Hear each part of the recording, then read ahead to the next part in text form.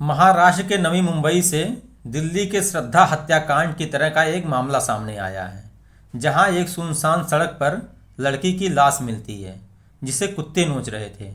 यह लाश किसकी थी और किसने दिया था इस बीभत्स घटना को अंजाम? नमस्कार। आज की लफ्जिहात की कहानी है महाराष्ट्र के उरण की रहने वाली 20 वर्षीय युवती यश्री शिंदे की। आइए जानते हैं क्या है पूरा मामला। उरण निवासी 20 साल यश्री शिंदे अपने पिता सुरेश शिंदे और मां के साथ नवी मुंबई के उरण में रहती थी। यश्री शिंदे ने कॉमर्स से पढ़ाई की थी और बेलापुर में एक निजी कंपनी में डेटा एंट्री ऑपरेटर के रूप में काम करती थी।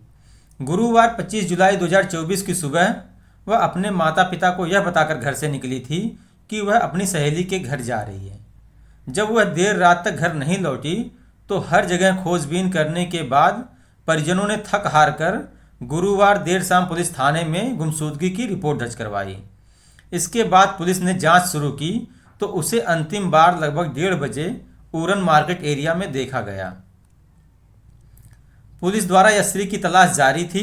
इसी बीच शुक्रवार 27 जुलाई की रात करीब 2 बजे उरण तालुका के कोटनाका पुलिस स्टेशन में डिटेक्शन ब्रांच के एक पुलिस अधिकारी को एक कॉल आया, जिसमें बताया गया कि उरण रेलवे स्टेशन के पास झाड़ियों में एक पेट्रोल पंप के नज़दीक सुनसान सड़क पर एक अनजान लड़की खून से लथपथ पड़ी है और आवारा कुत्ते उसके शरीर को नोच रहे हैं।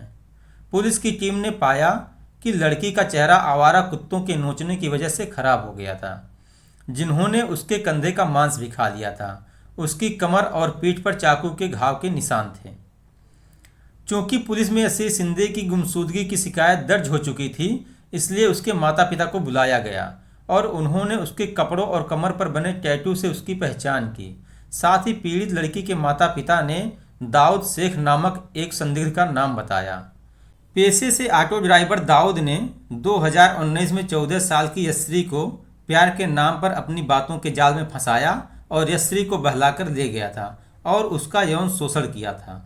उसके बाद परिवार ने दाऊद के खिलाफ पॉक्सो के तहत मामला दर्ज करवाया था, जिस पर पुलिस ने दाऊद को पॉक्सो केस में जेल भेज दिया था। इधर जब लाश का पोस्टमार्टम हुआ तो हाल देखकर डॉक्टर्स की रूह कांप गई। यश्री के प्राइवेट पार्ट को बुरी तरह कुचला गया था। शरीर पर कई वार किए गए थे। उसकी पीठ और पेट पर किसी धारदार हथियार से कई वार किए गए थे। यश्री शिंदे की छाती पर भी चोट के काफ़ी निशान पाए गए। पत्थर से उसके चेहरे को बुरी तरह कुचल दिया गया था ताकि शव की शिनाख्त न की जा सके। यश्री के सिर के बाल भी कटे पाए गए। यश्री के शव के साथ इतनी क्रूरता की गई थी कि चेहरा पहचान में नहीं आ रहा था। जिस हालत में शव था उसे देखकर किसी की भी रूह कांप जाती। दूसरी तरफ पुलिस ने यश्री का कॉल रिकॉर्ड खंगाला तो उसके सीडीआर से पता चला कि मृतका एक नंबर पर लगातार घंटों बातचीत करती थी। यह नंबर दाऊद शेख नाम के लड़के का था, जिसके बारे में यश्री के पिता ने पुलिस को पहले ही जानकारी दे चुके थे। गुमशुदगी के दौरान पुलिस को अंदेशा हुआ कि यश्री कहीं भागकर दाऊद शेख के साथ चली गई होगी। हालांकि पुलिस को पता चला कि जिस दिन से लड़की गायब है उसी दिन से दाऊद का फ़ोन भी बंद है। जांच में यह भी पता चला कि घटना के दिन दाऊद की लोकेशन उरण में थी, इसलिए आशंका जताई जा रही थी कि उसने कर्नाटक से उरण आने के बाद यश्री को बुलाया और उसकी बेरहमी से हत्या कर दी और भाग गया। आरोपी को पकड़ने के लिए एक टीम कर्नाटक भेजी गई थी और आरोपी को गुलबर्गा स्थित उसके घर से गिरफ्तार कर लिया गया। शुरुआती पूछताछ में उसने कत्ल की बात कबूल कर ली। हत्या की असली वजह जो सामने आई वो हैरान करने वाली है। यश्री और दाऊद दोनों एक दूसरे को बचपन से जानते थे। दोनों एक ही क्लास में पढ़ते थे। बाद में दाऊद ने पढ़ाई बीच में ही छोड़ दी, जबकि यश्री ने अपनी पढ़ाई जारी रखी। इसी दरमियान दाऊद यश्री के यौन उत्पीड़न के आरोप में पॉक्सो केस के तहत जेल चला गया। पॉक्सो केस में जेल से छूटने के बाद दाऊद अपने एक दोस्त मोहसिन के माध्यम से फिर से यश्री से कांटेक्ट किया और दोनों फिर एक दूसरे से मिलने जुलने और बात करने लगे। दाऊद यश्री पर शादी करने का दबाव बनाने लगा और उसे अपने साथ अपने गांव ले जाना चाहता था, पर यश्री अपने माँ बाप को छोड़कर दाऊद के साथ जाने के लिए तैयार नहीं हुई। चूंकि दाऊद के पास यश्री की कुछ आपत्तिजनक फोटोज और वीडियोज थी, तो उन पिक्स को सोशल मीडिया पर डालने की धमकी देकर यश्री को ब्लैकमेल करने लगा।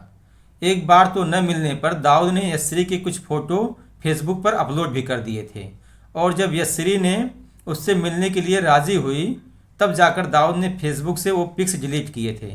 इसी तरह धमकी देकर वो यस्री को मिलने के लिए बुलाता रहा। 23 और 24 जुलाई को भी दाऊद ने यस्री शिंदे को मिलने बुलाया था।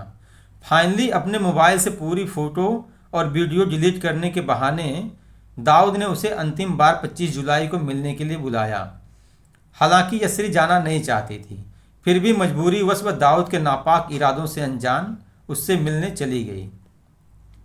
यस्री ने बेलापुर स्थित अपने ऑफिस से 25 जुलाई को छुट्टी ले ली और फिर अपनी एक सहेली से मिलने चली गई, और फिर कुछ देर वहां रहकर वो दाऊद के बताए हुए कोटनाका पेट्रोल पंप के पास सुनसान जगह पर पहुंच गई।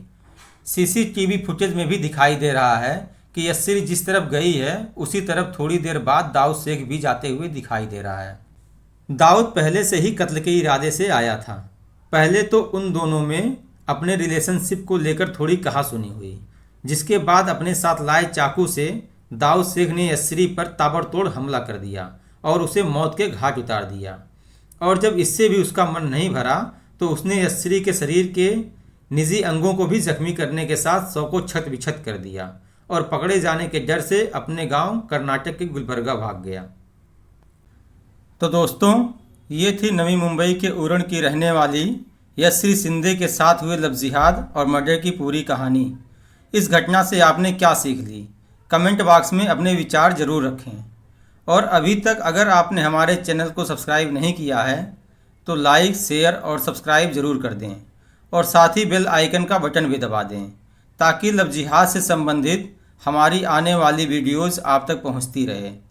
लव जिहाद जैसे घिनौने कुकृत्यों से खुद को, परिवार को, समाज को सचेत और जागरूक करें। सतर्क और सुरक्षित रहें। जय हिंद, वंदे मातरम।